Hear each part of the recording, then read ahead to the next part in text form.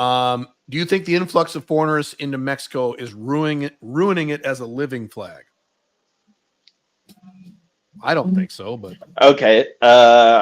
This is why I say you guys need to get your money right. A lot of people are leaving Mexico because it's getting too expensive for them. Because the peso was like 25 pesos to $1. And like as recently as a week ago, it was 16. So that's yeah, what an yeah. almost what 30%, 25%, 30% devaluation against of the dollar against the peso. So that's a 30% increase of cost of living for a lot of people who were For living Americans, here. Yeah. well, USD people, yeah. And then the prices also went up because Mexico had inflation as well. So I know a lot of people who moved away because it got too expensive, and like a lot of people left like Puerto Vallarta because it got too expensive. Obviously, there's people still coming here, but they're usually in like the same places, to be honest. It's going to be like Puerto Vallarta, maybe a little bit in Mexico City, where I was telling you about. But like I said, a lot of them have left because the prices have gone up. And Mexico is rising and America is collapsing. So that's what happens. It becomes more expensive for Americans.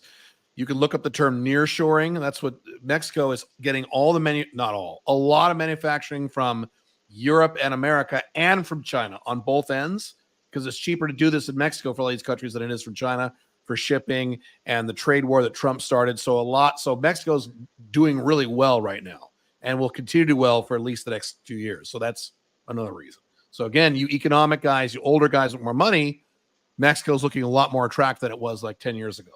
If you're a young guy and you want to live super cheap, then maybe there are other options. Maybe.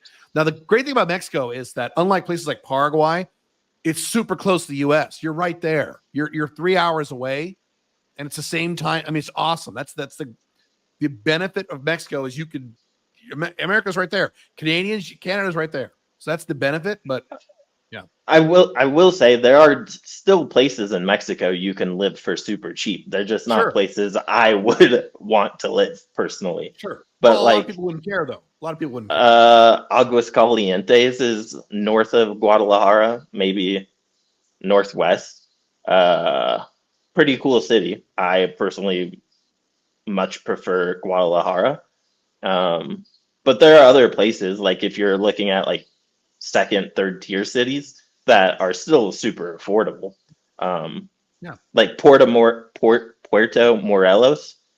in between Cancun and Playa del Carmen, going to Oh be yeah. way more affordable than both of those, both Yeah. Cancun and, I always forget but about that.